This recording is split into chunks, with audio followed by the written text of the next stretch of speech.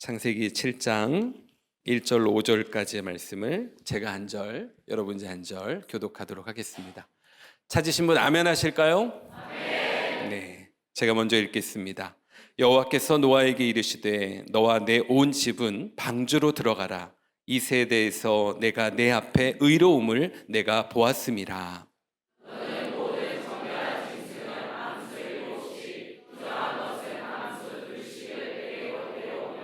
공중의 새도 암수 7씩을 데려와 그 씨를 온 지면에 유전하게 하라.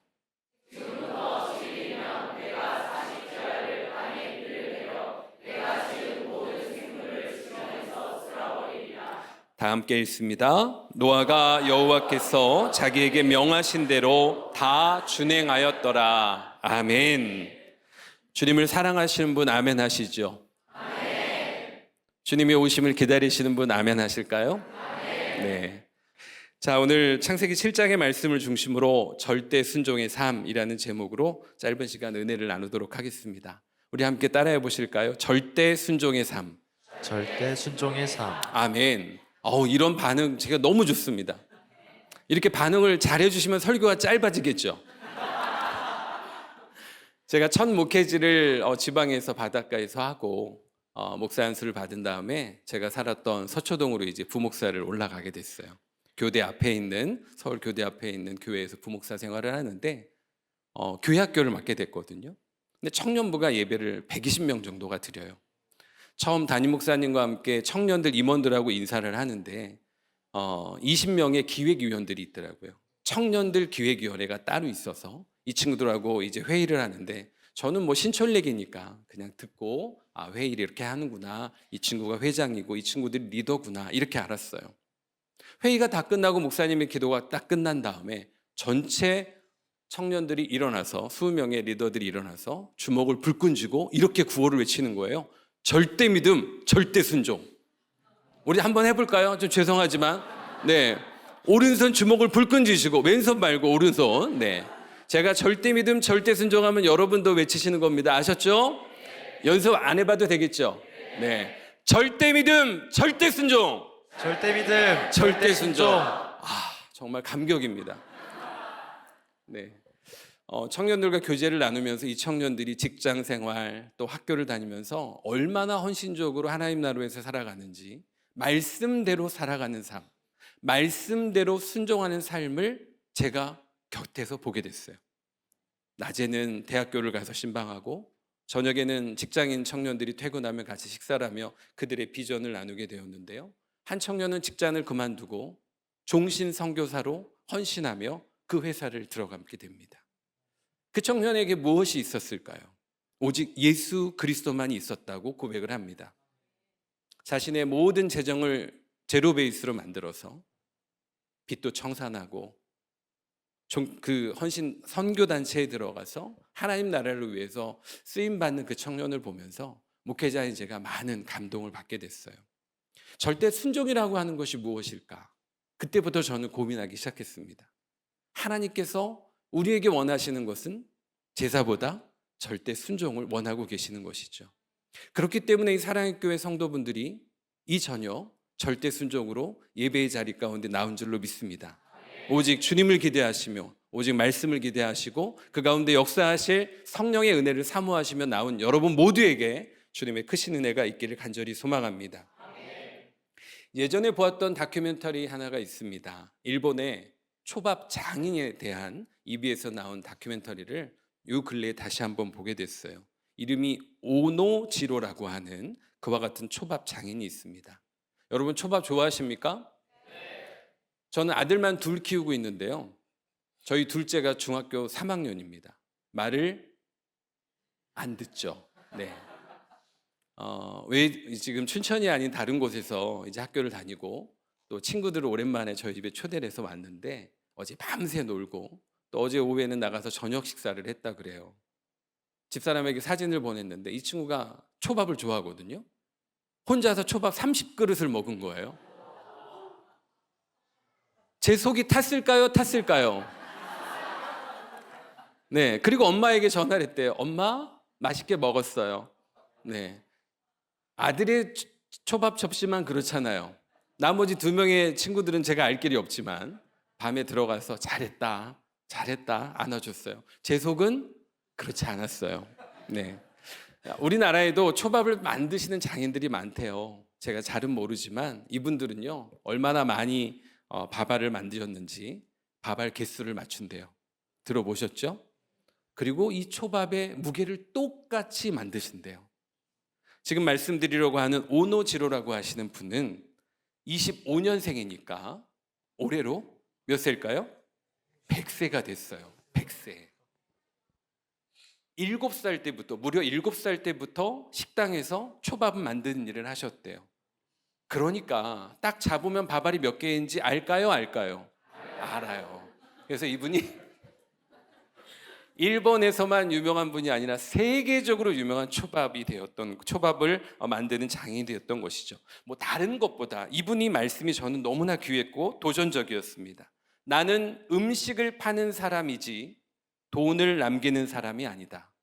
여러분 어떻게 동의하십니까? 혹시 이 가운데 음식점 하시는 분 계십니까? 손 들지 마시고요.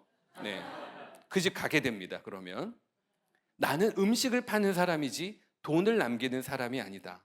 우리가 상식적으로 이해할 수 없는 말씀을 하십니다. 나의 눈길이 가지 않는 곳에 손님이 앉아 있으면 그 손님을 살필 수 없다라고 하는 거예요. 자기가 서게 되면 손님을 다 이렇게 볼 수 있는 그와 같은 환경을 만들었던 것이죠. 우리 가게에 최고의 맛을 낼 수 있는 재료만 손님들에게 대접한다. 이런 정신으로 장인이 되었던 것입니다.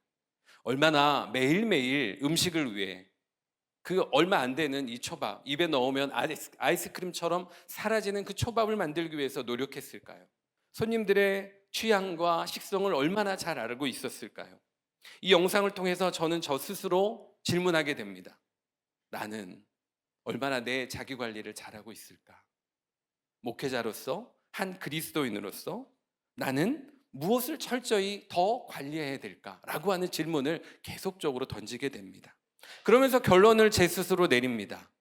오늘 주님과의 관계를 점검하자. 한번 따라해 보실까요? 오늘 주님과의 관계를 점검하자. 어떻게 점검하자. 여러분 어떻게 제 설교 원고를 보셨나요? 아니면 여기 띄어져 있나요? 이렇게 빨리빨리 이렇게 대답을 해주셔서 너무 감사합니다. 오늘 하루 동안 내가 주님과 어떻게 동행하고 주님과 민감하게 지냈는지를 잠자리에 들기 전에 내가 생각하고 묵상해 봐야 된다라고 하는 것이죠. 여러분은 어떻습니까? 여러분의 인생 가운데 주님과의 관계를 민감하게 체크하기 위해서 잠자리에 들기 전에 기도하시면서 여러분들의 삶을 체크하시죠. 아멘 하신 분들에게 더 큰 축복이 있기를. 네, 그렇게 되시기를 축복합니다. 네, 정말 하루를 살아가며 이 주일을 보내며 교사들과 그 많은 시간을 또 회의하고 리트릿을 하며 이 자리에 오기까지 육목사님과 짧은 시간 대화를 나누며 내가 정말 하나님과 민감한 관계를 갖기 위해서 어떻게 노력하고 마음을 썼는가 매번 매 시간마다 점검하는 습관이 생기게 되었습니다. 세상의 마음과 생각을 전혀 뺏기지 않고 하나님의 영향력 가운데 살아갈 수만 있다면 우리는 하나님께서 축복하시는 믿음의 자녀가 될 줄로 믿습니다.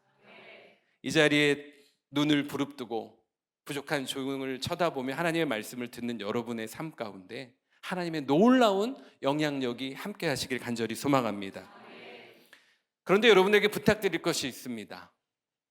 주일 드리는 이 예배와 교회 안에서만 경건한 삶 살아가는 것이 아니라 교회 밖에서도 여러분의 가정에서도 직장에서도 학교에서도 여러분이 그리스도인이라는 사실을 잊지 않고 경건하게 살아가기를 축복합니다. 그러니까 주일부터 시작되어지는 일주일을 하나님이 나를 어떻게 관찰하고 계시는지 주님의 말씀 앞에 직면하는 시간들이 되었으면 좋겠습니다. 여러분이 힘들게 일하고 헌신하고 드리는 11조 주님께서 허락하신 것이잖아요. 그 중에 하나를 주님께 감사한 마음으로 고백드리는 거죠. 그러면 나머지 10의 구조는 내 뜻대로 사용해도 될까요? 내 의지대로, 내 욕심대로 이 10의 구조도 주님의 영광을 위해서 사용하실 수 있는 여러분 모두가 되기를 축복합니다. 제가 이 다큐멘터리를 보면서 떠올린 인물이 오늘의 본문의 주인공입니다. 누굴까요? 맞춘 분들에게 제가 오늘 커피를 쏘도록 하겠습니다. 네, 이따 나가시면서 연락처 남겨주세요. 아셨죠? 네. 여러분, 노아를 묵상하면서 저는 이런 생각을 했어요. 노아의 손에는 어떤 자국들이 남아있을까? 노아의 어깨에는 어떤 자국들이 남아있을까? 노아의 발등에는 어떤 상처들이 남아있을까라는 생각을 해보게 됩니다. 지금이야 뭐 장비들이 좋고 장갑도 있고 보호대도 있지만 그 당시에 그렇게 뭐 자신을 보호할 수 있는 것이 있었을까요? 그저 맨손으로 맨몸으로 그 큰 나무들을 아들들과 옮기며 배를 만들었던 노아였습니다. 맨몸으로 묵묵히 감당했던 그 노아의 뒷모습을 좀 이렇게 그려보게 됐어요. 그래서 성경에서는 노아에 대해 일괄적으로 일관되게 이렇게 기록을 합니다. 제가 읽어드릴게요. 창세기 7장 5절에 노아가 여호와께서 자기에게 명하신 대로 어떻게 해요? 다 준행하였더라. 정말 어떻게 이렇게 금방 나오죠? 세상에 웬일이니. 제가 원고를 보내드린 것도 아닌데 미디어 팀에 계신 분들 존경합니다. 네, 박수 한번 주시죠. 이야, 아니 정말 저는 목회를 시작하면서 그렇게 여겼거든요. 믿음, 소망, 사랑 중에 그 중에 제일은 뭐라고요? 사랑이 아니에요. 센스예요. 창세기 6장 22절에는 이렇게 노아에 대해서 이야기하고 있어요.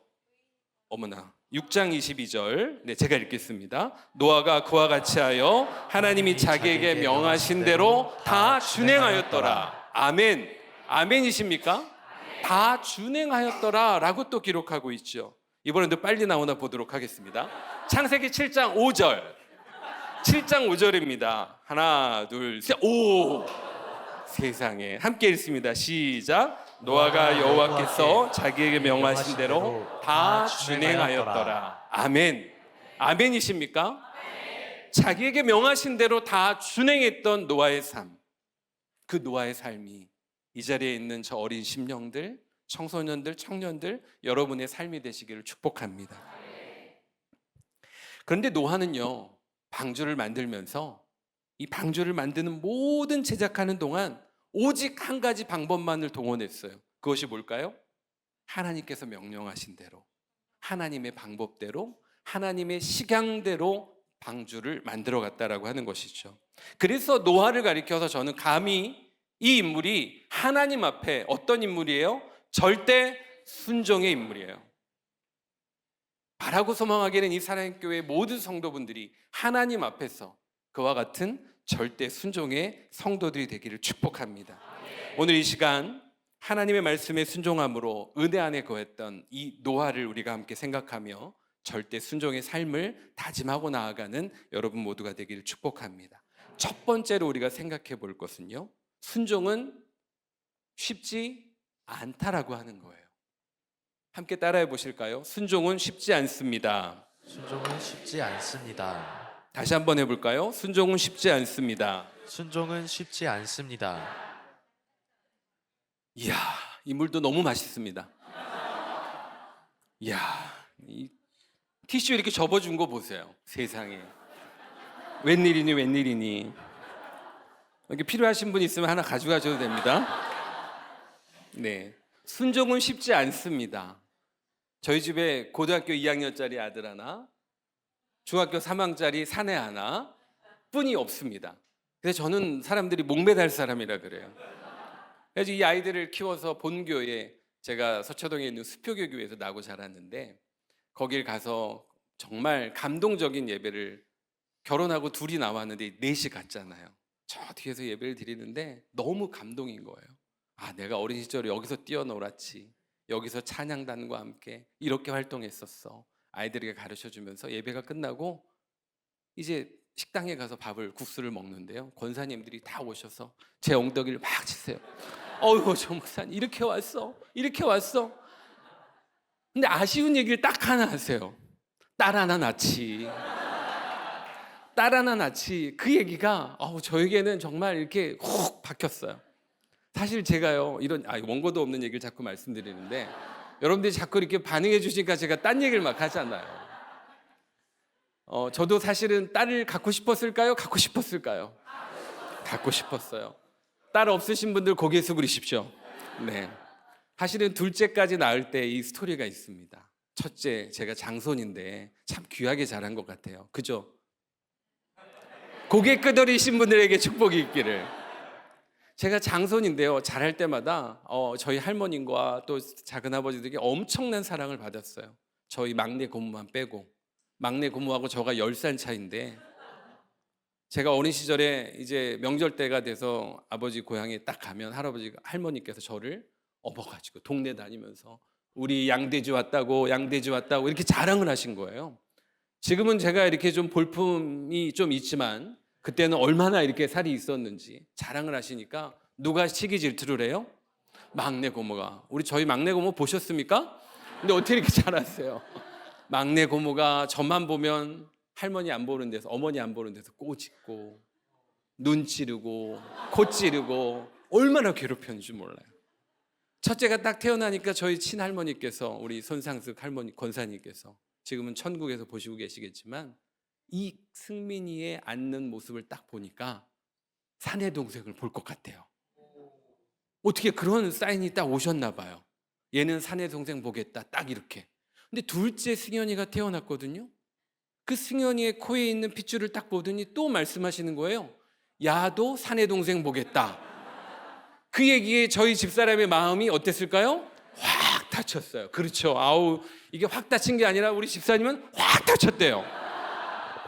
그래서 믿음 없는 목사가 셋째를 낳고 싶은데 또 아들 주시면 어떻게 해요? 감사함으로 키우겠지만 이게 도저히 감당할 수 없는 마음이 있었던 것 같아요. 이 두 아이들이 이제는 저보다 키가 커서 제가 아이들 품에 꼭 안겨요. 내가 네 품에 안기는 날이 왔구나. 지금도 이 아이들과 뽀뽀하고 또 함께 허그하고 교회에서든 어디서 만나면 그런 관계로 지냅니다. 그런데 말을 잘 안 들어요. 순종은커녕 말을 잘 안 들어요. 우리 드럼 추신 우리 형제분이죠. 니트 입으신. 어떻게 부모님 말씀 잘 들으십니까? 잘 들어요? 어떻게 아세요? 잘 알고 계세요? 혹시 같은 집에 아니시죠? 네. 부모님 말을 듣는 게 참 쉽지 않아요. 근데 오늘 제가 말씀드리고 싶은 것은 이 말을 듣는 것에서 떠나서 순종이라고 하는 거예요. 순종은 쉽지 않다라고 하는 것이죠. 노아의 현실적인 상황을 우리가 조금 더 그 시대로 가서 좀 살펴보도록 하겠습니다. 순종은 결코 쉽지 않았을 것이에요. 방주를 만드는데 지금 방주를 바다에서 만들고 있죠. 잘 생각하셔야 됩니다. 네, 방주를 지금 물가에서 만들고 있죠. 아니에요. 내륙에서 만들고 있어요. 이것부터가 순종할 수 없는 첫 번째 단계입니다.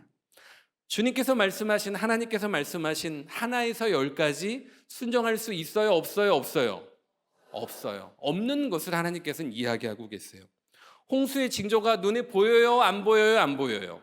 안 보여요. 언제 홍수가 올지 알 수 있어요? 없어요? 없어요? 없어요. 자, 노아의 입장에서 하나님은 그저 방주를 만들라 이렇게 명령하셨어요. 창세기 6장 14절의 말씀.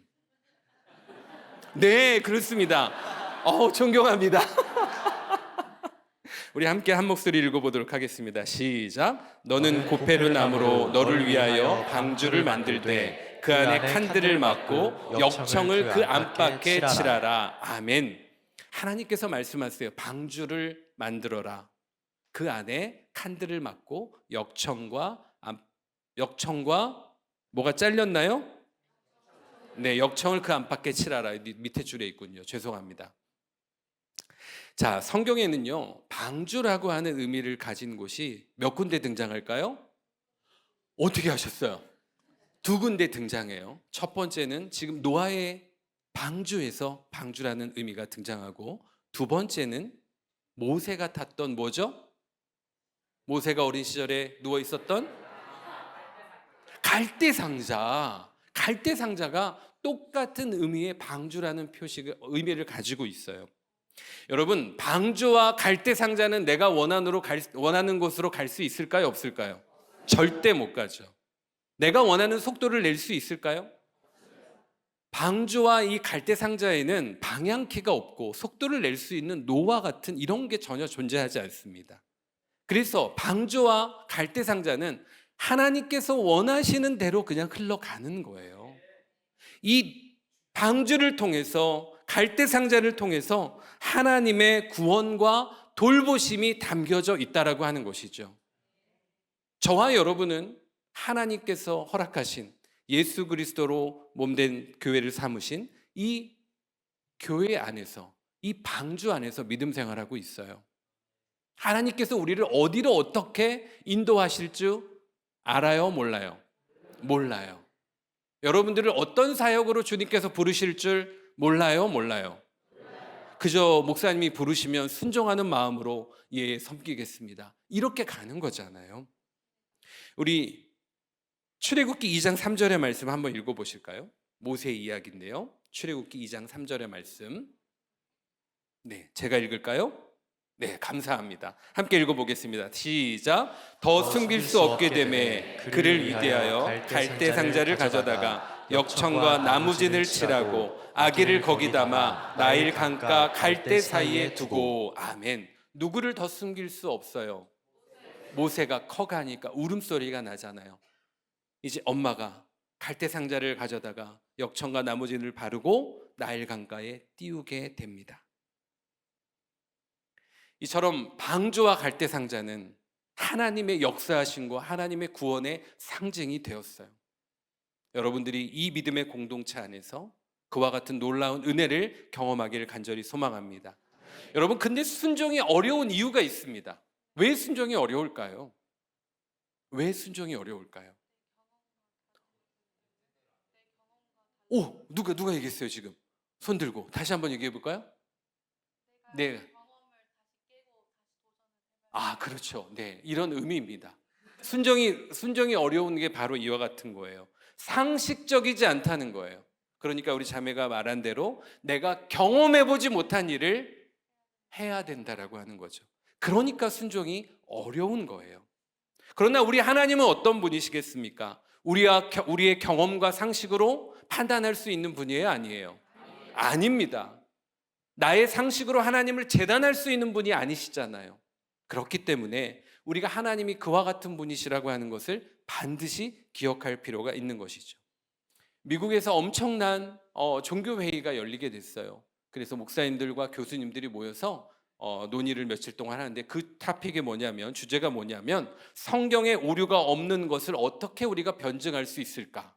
이런 질문이에요. 이런 질문을 가지고 서로 이야기를 하는데 단 세 분만이 입을 닫고 침묵으로 지키고 있습니다.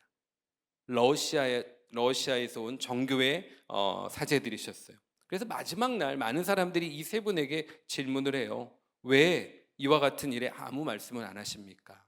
참았던 분들이 입을 열게 됩니다. 나는 여러분들이 사흘 동안 왜 이 주제에 대해서 회의를 하는지 알 수가 없습니다. 말씀대로 살아가다 보면 하나님의 이 말씀에 오류가 없다는 사실을 우리가 경험하게 되는데 왜 도대체 이런 회의를 하고 있습니까? 이 이야기를 듣고 그 자리에 계셨던 많은 분들이 숙연해졌다고 합니다. 우리가 말씀대로 살아가기만 한다면, 말씀을 순종하고 살아갈 수만 있다면 그 하나님의 권위와 영광과 말씀의 능력을 우리가 경험하게 될 줄로 믿습니다. 어렵고 힘들지만 그 말씀에 의지하여 주님을 바라보고 순종하는 여러분들의 삶이 되시기를 축복합니다. 두 번째로요, 온전한 순종이 필요합니다. 우리 함께 따라해 보실까요? 온전한 순종이 필요합니다. 온전한 순종이 필요합니다. 여러분의 삶이 온전한 순종으로 주님 앞에 서시기를 축복합니다. 우리가 하나님의 역사를 경험하는 그 순간 바로 하나님의 일하심을 느끼게 되고 경험하게 되는 것이죠. 그때 하나님의 살아계심을 경험하게 되고 순종한 나와 하나님이 함께 일하게 되는 것을 우리는 두 눈으로 보게 됩니다. 반대로 순종하지 않으면 하나님의 일하심을 볼 수 없게 되는 거예요. 여러분이 하나님의 일하심을 보고 싶다면, 하나님의 기적을 보고 싶다면 하나님의 말씀에 순종하여 나아가는 삶을 살아가야 될 줄로 믿습니다.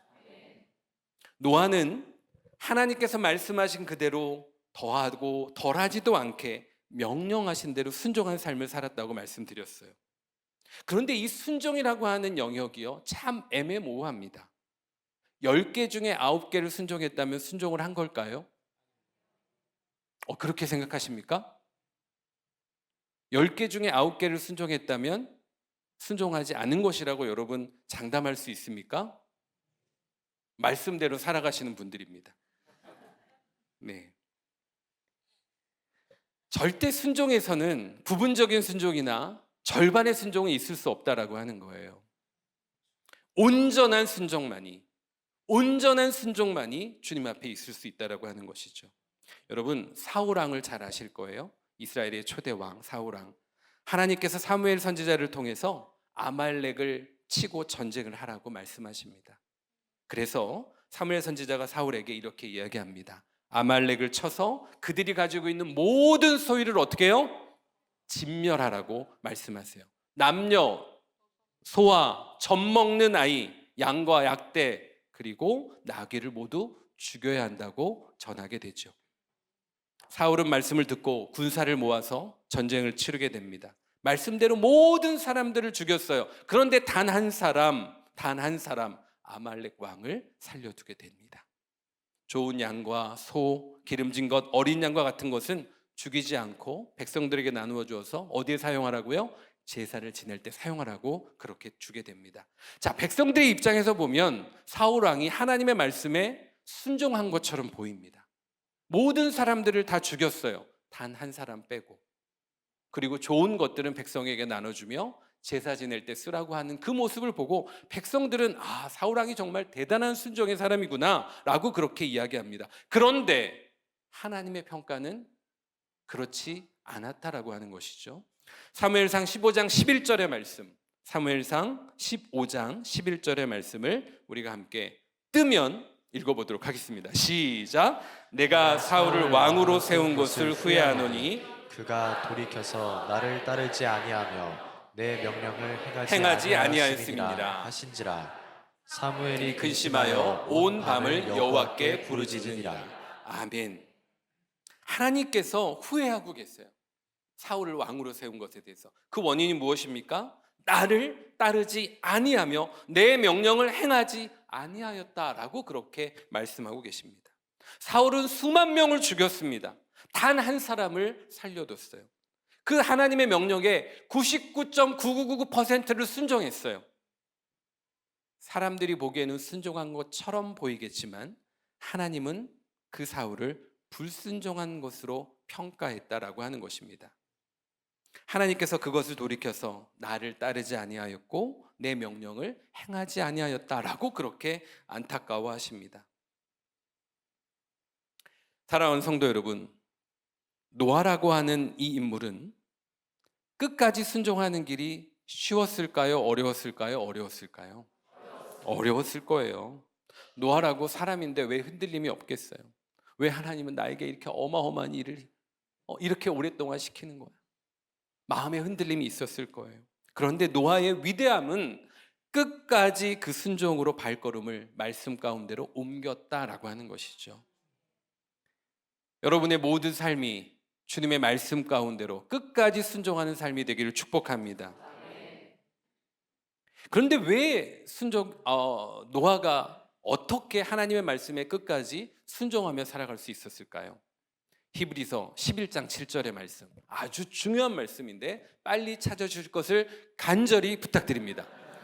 히브리서 11장 7절의 말씀, 자, 우리 함께 읽습니다. 시작. 믿음으로 노아는 아직 보이지 않는 일에 경고하심을 받아 경외함으로 방주를 준비하여 그 집을 구원하였으니 이로 말미암아 세상을 정죄하고 믿음을 따르는 의의 상속자가 되었느니라. 아멘.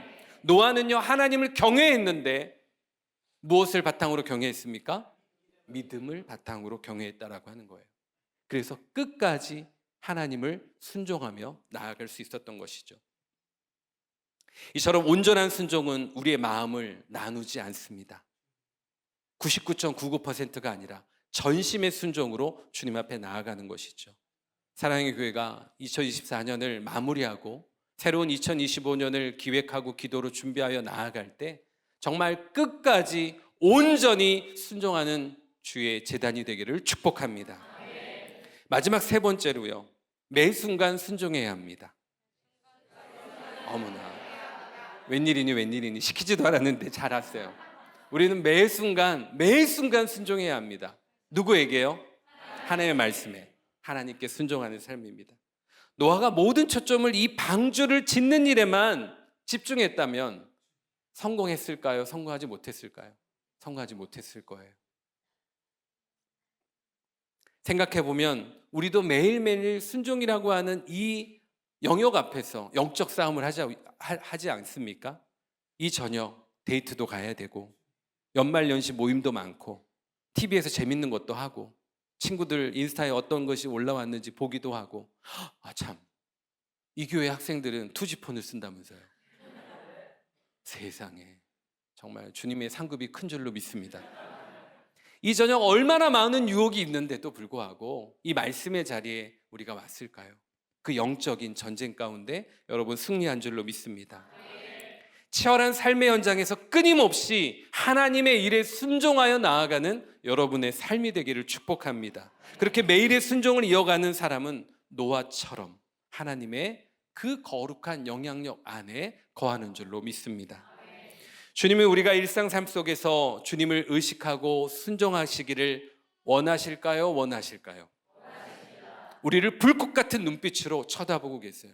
순종하고 있는지, 매 순간 영적 전쟁을 승리하고 있는지 우리에게 그렇게 관심을 보여주고 계시다라고 하는 것입니다. 기독교 영화 순종이라고 하는 영화가 있어요. 여러분 보셨습니까? 네, 알고 계신 분들 계시죠. 그 주인공이 김용화 선교사님이세요. 이분은 시리아 접경 지역의 레바논에서 난민들을 위한 사역을 하고 계시는데, 그들이 난민으로 왔을 때 먹고 자고 하는 일이 너무나도 힘들지 않습니까? 그들의 사회를 돕고 그 사람들을 살피는 일이 이분에게는 큰 은혜였고 또 주님의 사역이었습니다. 선교사님 인터뷰하는 장면들이 많이 노출이 됐어요. 이렇게 질문을 합니다. 위험한 선교지고 죽을 수도 있는 선교지인데 선교사님의 가족들은 두렵다는 생각을 해보지 않으셨습니까? 그러자 선교사님이 잠깐 머뭇거리시더니 이렇게 대답을 하셨어요. 하나님의 마음이 이곳에 있습니다. 하나님께서 분명히 이곳에서 일하고 계심을 저는 믿습니다.